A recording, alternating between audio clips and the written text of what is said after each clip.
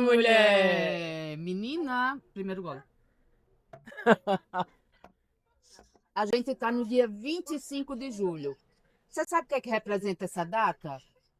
Olha, não sei, mas a gente vai saber. O importante é que quando a mulher negra se movimenta, toda a estrutura da sociedade se movimenta com ela.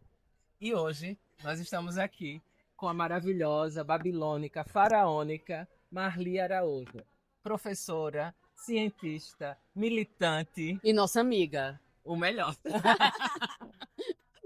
Então, Marli, posso chamar de Marli, né? A gente sabe que todo mês de julho a gente comemora no dia 25 esse dia histórico, né, da mulher negra latina e caribenha. E aí a gente queria que você contasse aqui para nossa audiência o que isso significa e representa. Primeiro, celebrar as amigas. Oba! Então, né? Agradecer por estar aqui, para poder falar de mim, que não é falar de mim, é falar de todas nós, de todas as mulheres negras, as que vieram antes, as que estão e as que virão depois, né?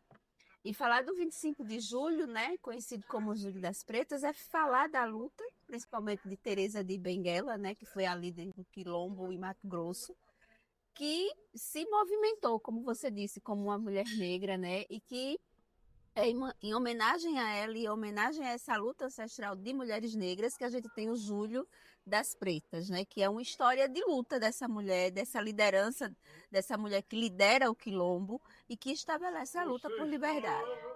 Ô Marli, o julho é considerado o mês da mulher preta, latino-americana, caribenha. Eu não Isso. sei se é exatamente essa sequência.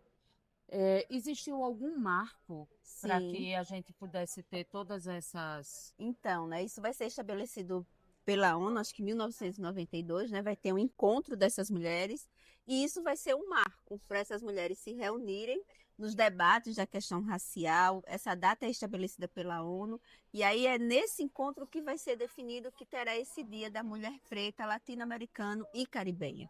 E aí é importante dizer por que latino-americana, né? A América Latina ela teve escravidão como um todo. Então a gente está trabalhando aqui a questão das lutas, a questão do racismo e as mulheres caribenhas também, que passam por processos de racismo. Não tem como pensar em mulheres negras na América Latina e não pensar numa luta racial, no estabelecimento de uma luta contra a escravidão e posteriormente numa luta contra o racismo. Perfeito. Até porque, né, tem uma negra histórica americana muito famosa que coloca essa questão, né, de que as mulheres negras não seriam mulheres, né, e isso reverbera até os dias de hoje, né? Então é Sim. muito importante que essa data seja celebrada, que seja reconhecida como um dia de luta, para a gente se firmar, né, e trazer à memória toda essa trajetória das mulheres que lutaram, né, para que a gente estivesse aqui hoje. Mulheres que lutaram e que deixam para a gente o significado dessa luta e a necessidade de continuar essa luta, sabe, Isis? Porque a gente vem falando, ao mesmo tempo que me assusta, me encoraja, esse debate que a gente vem tendo no Brasil nos últimos 20 anos sobre racismo, né? A gente sabe que o movimento negro brasileiro sempre esteve presente. A escravidão, eu costumo dizer assim, que a partir do momento que você tem escravidão, você tem resistência.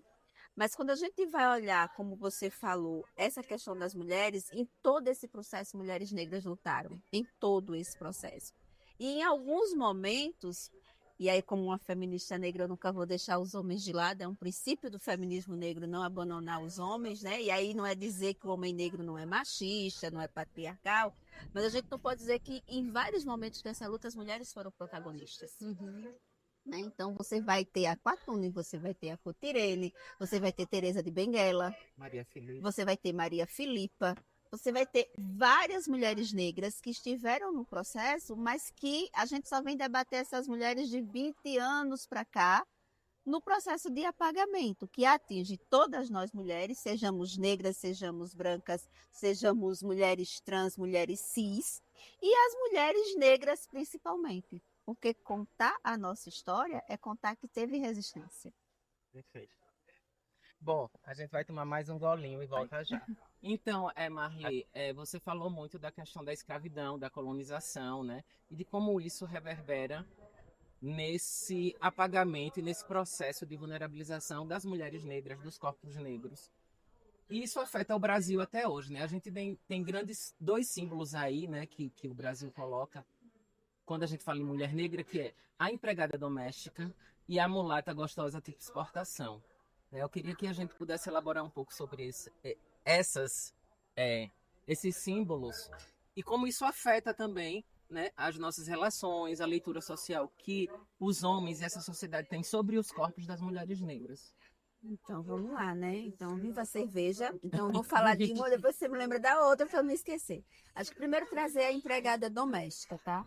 E aí, quem é essa empregada doméstica? Essa empregada doméstica é a negra de dentro, de lá da escravidão, né? Que eu não gosto muito dessa palavra, mas vamos lá, que evolui para empregada doméstica. Então, ela é um personagem, por exemplo, foi muito difundido por novelas da Globo. Se você pega, por exemplo, sim, a moça, sempre tem lá um Abá, uma Joana, alguém que está na cozinha e que é tratada como se fosse da família. Uma frase que tem até hoje na sociedade brasileira, né? A gente está vendo aí a justiça cada vez mais encontrando mulheres negras mais velhas em trabalhos análogos à escravidão e sempre tratadas como se fosse da família. E aí, de onde vem isso? Vem desse processo de escravidão. Então, quem é essa mulher negra? É essa mulher que está na cozinha, é essa mulher que cuida dos filhos das pessoas brancas, mas o filho dela está em vulnerabilidade, né? Ele tá ele tá só em casa, é o irmão que está cuidando. E aí a gente vem nessa lógica de reprodução, sabe? Dessa que é mais abrangente que isso, que é como se dissesse assim, o lugar da mulher negra é na cozinha de alguém, né? E aí não só na cozinha como espaço físico, mas dizer que é o espaço da cozinha como um espaço menor, um espaço pejorativo, um espaço que nos coloca naquele lugar de, olha, daqui vocês não vão passar, que nos nega também os processos de ascensão social, de estudar, né? Mulher negra tem que estar lá na cozinha. A outra é a mulata tipo exportação, né? Que já vem daí, da mulata, né? Que é uma expressão extremamente complexa, né? A mulata. Alguns dizem que vem, que deriva da palavra mula, né? Que de carga. Mas aí eu acho que a mulata tem as duas coisas. E ela principalmente vem da mucama, né? Quando a gente pega a Angela Davis, ela vai dizer que o estupro ele é um processo de controle de corpos negros, mas o estupro também foi estratégia de punição no Brasil, né? E no Brasil ele vai servir de um processo que eu costumo dizer que é uma miscigenação forçada. Então, quem é a mucama que, no meu entendimento, vai se transformar na mulata, né? É essa mulher jovem, negra, que naquele momento da escravidão ela está lá na sua beleza sendo disputada pelo homem branco, mas que não é uma disputa, na verdade é uma violência sexual, né? No pós-abolição, quem ela é? Ela é sensualizada, ela é objetificada muito mais, porque agora ela é uma mulher livre, e aí ela vai sofrer racismo, e o racismo sobre o corpo dela vai dizer que ela é uma pessoa que não merece atenção, que não merece o amor romântico, apesar de eu não acreditar muito nele, mas vamos lá. E aí ela se transforma na mulata de exportação. Se você pegar a história do Brasil, o que é o carnaval? Né? Até final, início dos anos 2000, a gente tinha aí a figura da mulata com o Sargentelli, década de 80, né? E aí você depois vai ter isso no carnaval. A Globeleza, né? O corpo que desfila no carnaval, nu e que não tem um problema. No meu entendimento, desde que essas mulheres queiram, não tem nenhum problema. Mas como é que a sociedade vê? No momento da objetificação, tudo bem.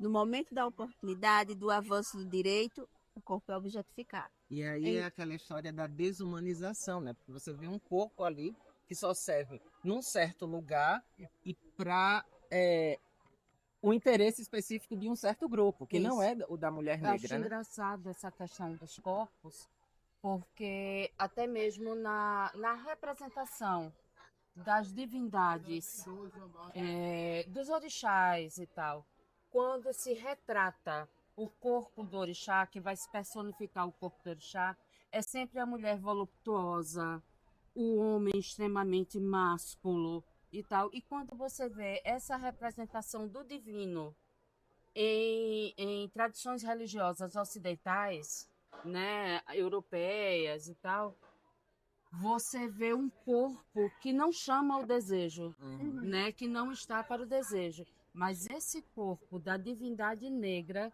ele traz esse aspecto é extremamente sexualizado. Isso me chama muito a atenção nessa questão da representatividade. Vai procurar uma estátua de Oxum ou de Yansan. Tá lá, uma puta mulher gostosa, sabe? Praticamente seminua. E ela é uma divindade, né? E aí, assim, Mônica, isso me chama muita atenção, porque quando você vê isso, e aí aprendi com você, no sagrado, né? A representação é outra.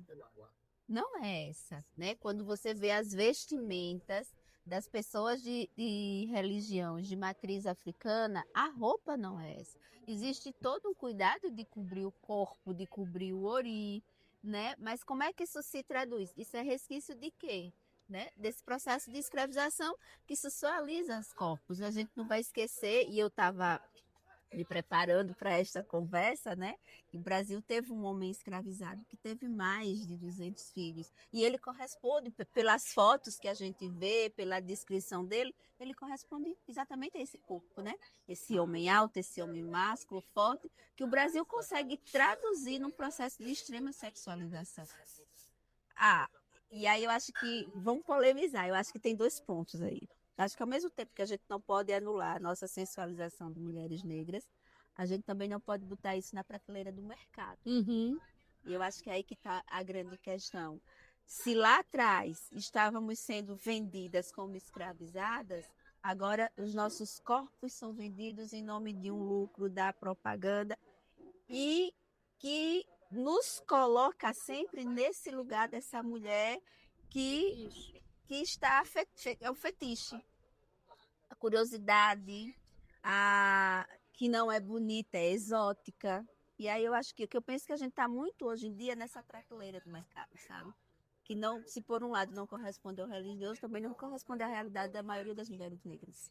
Mas aí, aproveitando só um dado que você colocou aqui, né, de uns 20, 30 anos para cá, né, o movimento negro, o movimento de mulheres negras, ele vem questionando esses símbolos, vem questionando esses lugares, e aí a mulher negra vem dando uma virada Sim. de chave, né, nesse imaginário, que é assunto para o próximo gole.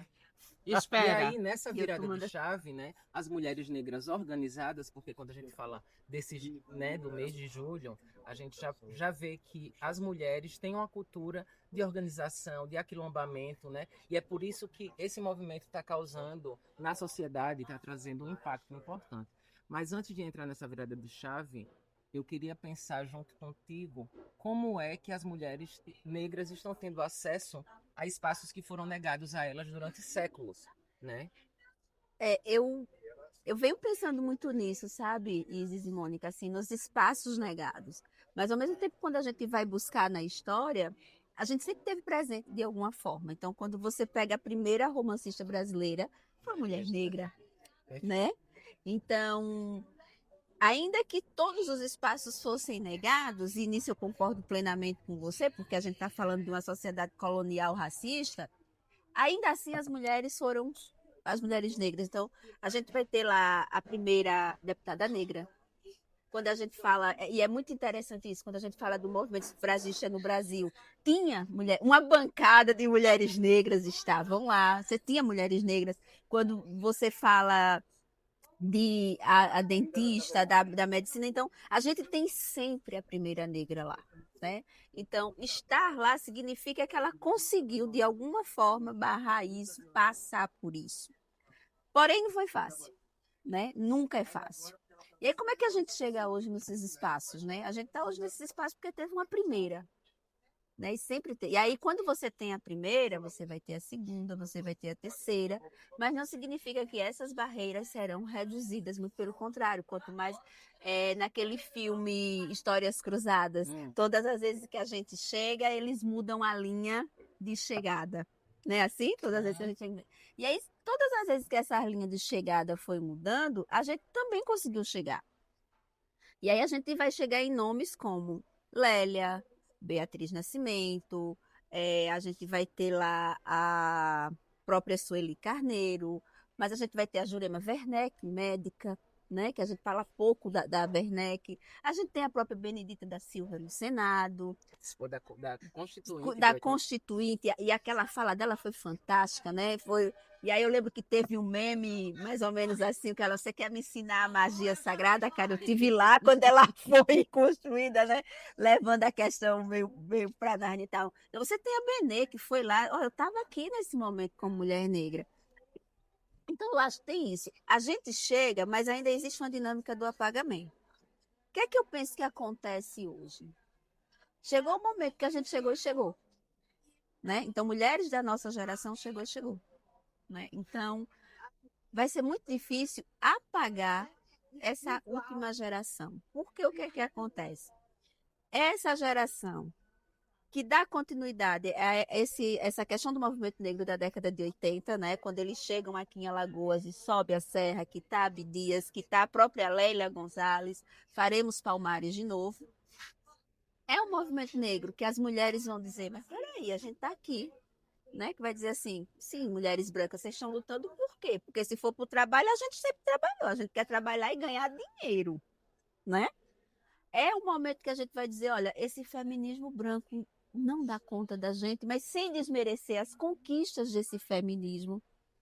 Mas é também esse momento que a gente se recusa a ser apagada, né? E aí, como é que a gente se recusa, no meu entendimento? A primeira coisa que a gente faz é resgatar as mais velhas.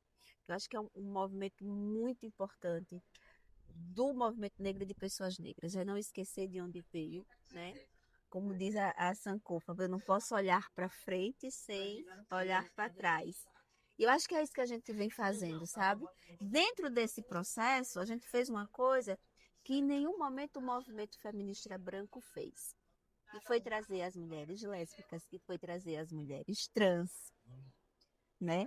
Que foi entender que existe uma diversidade de mulheres, que nós não somos todas negras, nós não somos todas brancas, nós não somos todas com a mesma orientação sexual, nós não ocupamos todos os mesmos espaços, seja, mesmo quando a gente não tem nenhum poder, a gente não ocupa o mesmo espaço.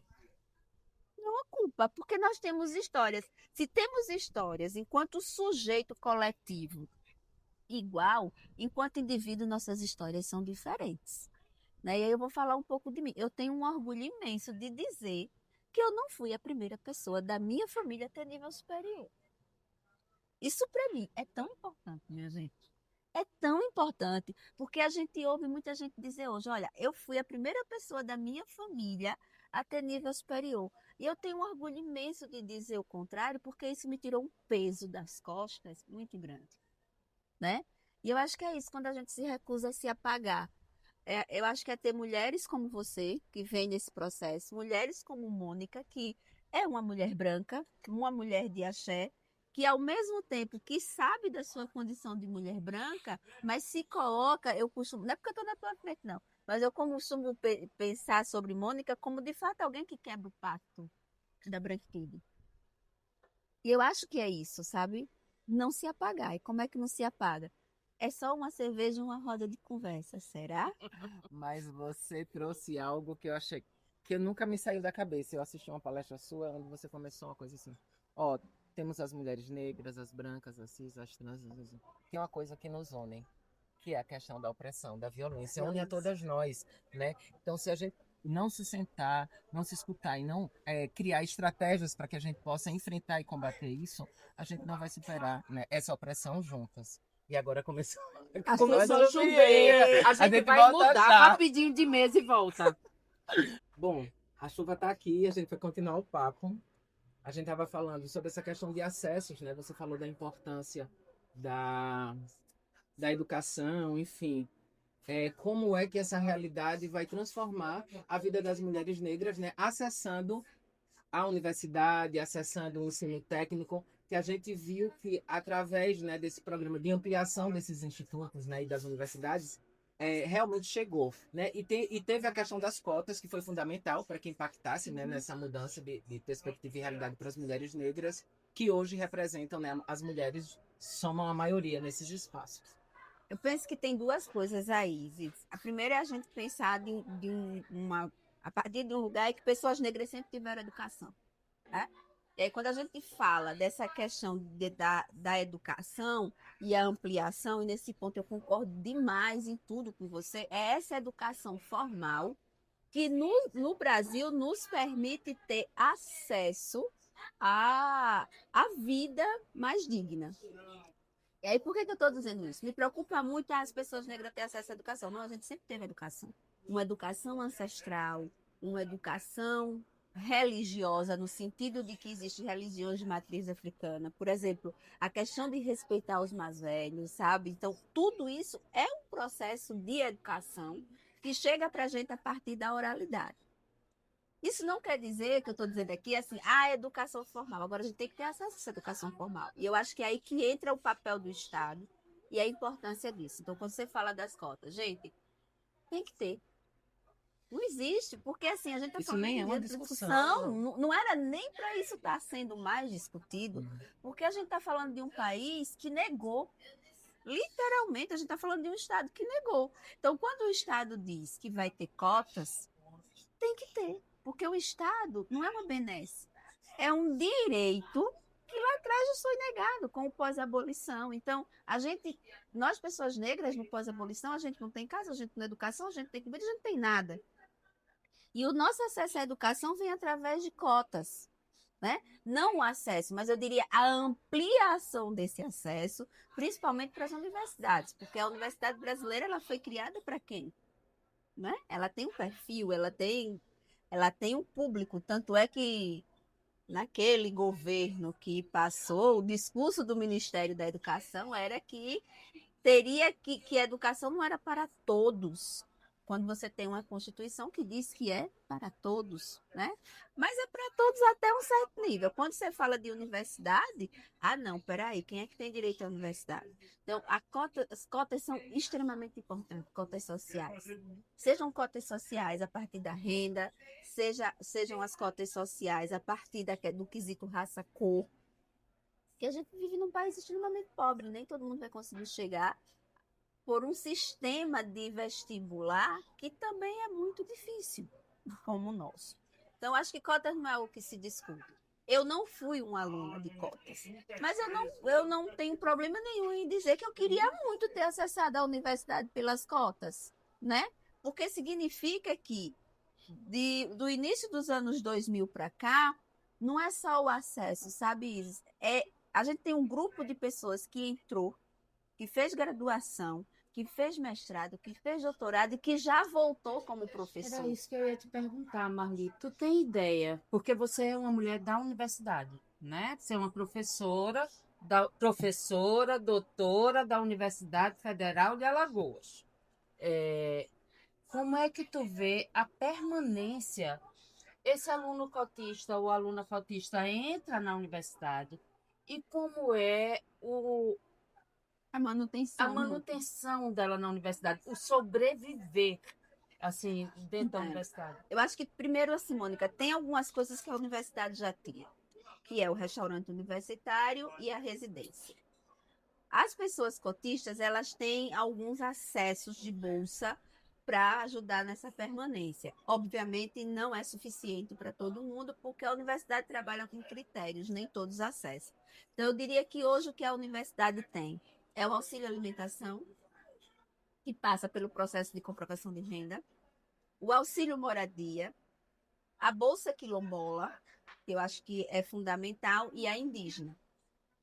Para os alunos negros que não são quilombolas, eles vão ficar principalmente com o auxílio alimentação e o auxílio moradia, que são valores pequenos, mas nesse momento é o que a universidade tem. E vem se discutindo internamente como é essa permanência, porque a universidade entende que não é só acessar, é preciso acessar, permanecer e sair, né? E sair em condições dignas. Mas o que é que eu tenho acompanhado, principalmente dos discentes que entram através de cotas? São aqueles discentes que mais estão preocupados em permanecer e em sair da universidade com o seu diploma, ao contrário do discurso aí, né, dominante. Porque o rendimento é menor. Não, não é. Não é de forma alguma desses alunos. E aí, assim, penso que ainda tem muita caminhada, a gente também não pode negar que as políticas do governo Lula, elas têm contribuído muito, mas a gente também não pode pensar que é suficiente para dar conta de todo mundo que entra. Mas esse discurso negacionista, ai, que não dá conta, porque o governo. Não, a gente está vendo o que aconteceu. A gente passou 4 anos com um determinado governo e o governo Lula voltou. A gente já teve uma redução drástica na questão da fome no país. Programas de transferência de renda, acesso e permanência à universidade. E aí eu sou muito, muito sincera no que eu digo, né? E eu vou repetir, não vai dar conta de todos. Mas dizer que não tem, tem. Tem traduzido nessas questões que eu falei. Paralelo a isso, que é que. E aí eu vou falar muito da Universidade Federal de Alagoas, por exemplo, NEABI. NEABI, que é o núcleo, né, de estudos afro-brasileiros e indígenas, que é um dos mais antigos do Brasil. Hoje a gente consegue bolsas e a gente tem dado prioridade a alunos negros e alunos que entram através de cotas para acessar essas bolsas. A gente tem visto cada vez mais alunos negros nos projetos de pesquisa como bolsistas CNPq. Então, isso é uma prova da luta desses discentes pela permanência e a luta desses discentes para acessar a universidade e como eles levam a sério estar dentro da universidade. Eu queria pegar o gancho quando você coloca aqui, né, que esses programas eles estão em desenvolvimento. Isso fortalece, né, o grupo, né, que precisa realmente dessa reparação, que é a população negra. Que isso é fruto de luta, né, de uma luta, enfim, secular, do movimento negro organizado. Mas existe um grande contingente de mulheres que não têm acesso, e aí a gente sabe que elas não têm acesso devido às condições materiais precárias de vida, devido à falta de oportunidade ou de entendimento mesmo sobre esses direitos, que são mulheres negras que estão ali, jovens, grávidas, que estão nas periferias, né, que são mães solo. Enfim, tem toda uma rede de mulheres aí que estão sendo, que ainda não foram incluídas nessa roda, né? Então a gente tem visto, assim, né, o que eu tenho acompanhado dentro da universidade. Cada vez mais essas meninas que entram, essas mulheres negras, elas estão se organizando. Então, se elas não acessam, mas elas também não ficam caladas, né? Então, uma grande discussão que tem sido feita hoje é a questão da ampliação do colégio de aplicação para os filhos dessas meninas, né? Vai absorver todas? Não, mas tem sido um debate para que elas possam estudar. A mãe só, né? Uma outra questão que a gente tem observado é que normalmente são pessoas que trabalham, né? Então, é o aluno do noturno. Então, a universidade tem buscado cada vez mais trazer com que esse turno noturno seja funcional. Como? A gente hoje já tem coisas que a gente não tinha na universidade há 20, 30 anos atrás, técnicos administrativos que trabalham à noite para manter a burocracia funcionando. Isso é muito importante para esses discentes. Quando se trata de mulheres negras, né, a gente precisa encarar isso de frente. Somos a maioria. Mas ser a maioria não nos garante que teremos todos os nossos direitos acessados. Por quê? Uma mulher negra, ela está na base da pirâmide. Né? Ela vai. Os trabalhos mais precários são os nossos. As menores remunerações são de mulheres negras. Então, quando ela entra na universidade, tem dois movimentos. Ela vai levar o conhecimento dela, porque é um outro movimento que a universidade tem feito agora, né? Olha, eu preciso saber quem são essas mulheres, o que é que elas sabem. Mas elas também vão absorver o conhecimento da universidade. E aí você tem uma coisa que eu acho muito bonito de ver desse encontro, que é uma formação de um corpo de luta. Sabe? Olha, é o que eu sei, agregado com o que eu estou aprendendo, e aí ela vem com conhecimento ancestral, sabe? Que ela consegue debater hoje. Não, não é bem assim, não é dessa forma. Uma coisa que eu acho muito bonita de ver, a periferia. Não, professora, não é a periferia, é o meu território. E aí você muda o discurso, né? Você vê essa mulher, independente da idade dela, transformar e se transformar. E aí eu acho que é aí que você tem o cerne da luta. Quando ela sai, ela não é a mesma, mas a universidade que ela entrou também não é a mesma. Então a presença dessas mulheres nesses espaços fundamental. vai garantindo essa mudança de paradigma Sim. dentro de um espaço que também é rígido, né? Como Isso. a academia. A gente vai ter agora, a aula inaugural vai ser com a Sara. Há 30 anos a gente não veria uma aula inaugural com a Sara. Percebe? Assim, Uhum. aí a luta das mulheres trans. Mas de que mulheres trans? As mulheres trans como um todo, mas as mulheres trans negras que estão lá dentro. Não, a gente quer uma aula inaugural. E aí, olha que movimento maravilhoso, né? A gente consegue hoje ter dentro da universidade uma posse, como foi a do Luciano em pedagogia, que foi toda a comunidade de terreiro para a posse dele. Isso é fantástico, gente. Então é o tempo todo essas mulheres movimentando e dizendo, olha, eu aprendo, mas eu também ensino. E à medida que eu ensino, eu transformo essa universidade. E aí voltamos para Angela Davis, quando uma mulher negra se movimenta, toda a sociedade se movimenta com ela. Eu acho que nessa fala, em que ela retoma o início, a gente para o próximo gole. Bom, o papo tá muito bom, muito gostoso. É ótimo conversar contigo, Marli. Mas eu gostaria de saber, né, a importância de ter mulheres negras nos espaços de poder e decisão, porque a gente tem uma lacuna a preencher, né? A gente tem um cenário muito desfavorável para as mulheres em geral, né? A gente tem uma Câmara e um Senado aí com menos de 20% de mulheres nesses espaços, e principalmente ter mulheres negras lá. Uhum. Primeiro eu queria dizer que todo espaço que a gente consegue falar, para mim, é um espaço de poder. Então, por exemplo, estar aqui com vocês, ser convidada por vocês, poder falar, poder me expressar enquanto mulher negra e saber que isso vai, sabe? Para mim é um espaço de poder. Eu também tô com mulheres que para mim são poderosas. Então, eu acho que pensar o poder também é pensar isso aqui. Mas estar nos espaços de poder decisório faz com que a gente tenha esse espaço de poder também. E aí é extremamente importante para mim, sabe, estar no espaço de poder. Porque o espaço de poder também foi negado para a gente. Então, por mais competente que uma mulher negra seja, ela não vai estar no espaço de poder. E aí a gente pode ver isso, por exemplo, como você falou, no parlamento, no Brasil.